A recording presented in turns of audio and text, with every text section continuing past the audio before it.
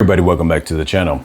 And today we're getting to another dating topic. This topic is the manosphere influence on men. Now, recently I've done a series of research where I was researching the top key discussions or discussion points for women and for men separately. And this one falls into one of the categories that was from women in regards to men in the dating world, in the dating market. And so once again, the manosphere and its influence on men.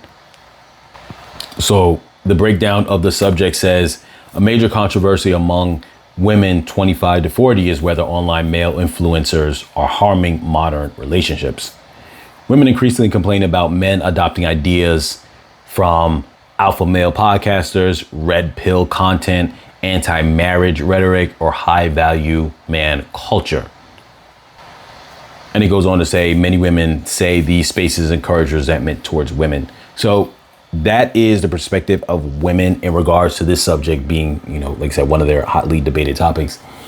And so I think the key aspect to breaking that down is that amongst any wave that takes place, you will have, or any kind of movement or any kind of anything like that, you will have people who will ride that wave for the benefit of their own selfish needs, just to get ahead or whatever the case is. You have many movements like that. Whether it's people who protest a subject and the actual people who are protesting get kind of mixed in with people who are just trying to cause issues, or maybe even just get other points across that are not related to the original point, or whatever the case is. So you have that. But often these spaces of controversy come from some sort of truth or some sort of extreme that causes them to protest a certain way of being in the first place. Often protest comes from conditions that are harsh, that cause people to need to protest. Regardless of that, within that wave of protest, you might have others who will have their own agenda that can get mixed into the original protest. So with that being said, I do think that there is an argument to be made from a women's standpoint of that some of this has maybe gone a little over the top. But I do think that it comes from a space of many men who have actually and factually and have just in general experienced bad things that have created this dynamic. So for example, you could have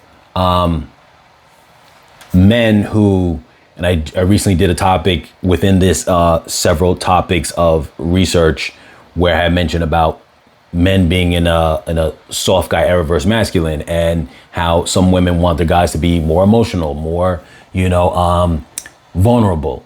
And so one of those things that I just mentioned as far as like maybe someone being pushing in this manosphere about being alpha is because some people may have experienced being more, vulnerable, and it was turned around on them. In that case, when they hear someone say, you got to be strong-willed, you got to be masculine all the time. Well, if that person who was a little bit more, easygoing, a little bit more emotional and vulnerable was ever used or stepped on, they're going to now hear that talk and go, well, I tried being this way, so that must have been the wrong way because it didn't work. Especially if they see someone who's very much hyper masculine and does whatever they want and talks to people however they want, and they're just getting no negatives from it, or at least what's visually seen on the outside, no negatives and just positive, and they're attracting more women. That's going to lead to a snowball effect of the men hearing this type of talk on social media and go, yeah, that is the way I need to be because that's what I'm seeing. Or another example of that would be when they say like the anti-marriage rhetoric. Well, if people get married and then they divorce and the men are losing out in the divorce and it's not an equal split, whether it's finances, whether it's custody, or whatever the case is, excuse me, then that would cause a person to go in that manosphere to start to say marriage doesn't make any sense. It's pointless.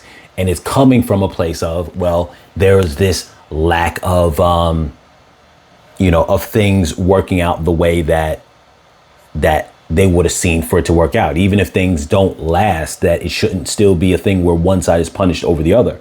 So I think that when it comes to this, it really has to be dived into, why is this happening, or why is that the case? And then there is the other reverse argument of where there are some guys who would probably say, even though this is the topic coming from women, there are going to be some men who are going to probably say, is the purpose of someone rejecting this influence that's happening on men who are influenced by the manosphere, is it because to maintain control so those bad things can continue to happen? Case in point, like I said before, if a guy shows that he's vulnerable and emotional, is it so he can still be taken advantage of? Or, maybe, like I said, in a situation of continuing to want men to get married when it's already understood there's not equal rights in terms of divorce. Is that something that women are complaining about because they're losing that advantage? Or is it genuinely just women who want to get married and be happily married ever after without fighting and complaining to the men, and they're missing out because now the market is getting flooded by this manosphere type of men, being influenced by that, and it's causing issues? So that really is what it kind of breaks down to know, like, what the truth is of that versus the way that it is perceived to be. So put your comments down below, you guys. What do you think? Your thoughts on the subject? And as always, like, share, comment, subscribe, and I'll catch you guys in the next video.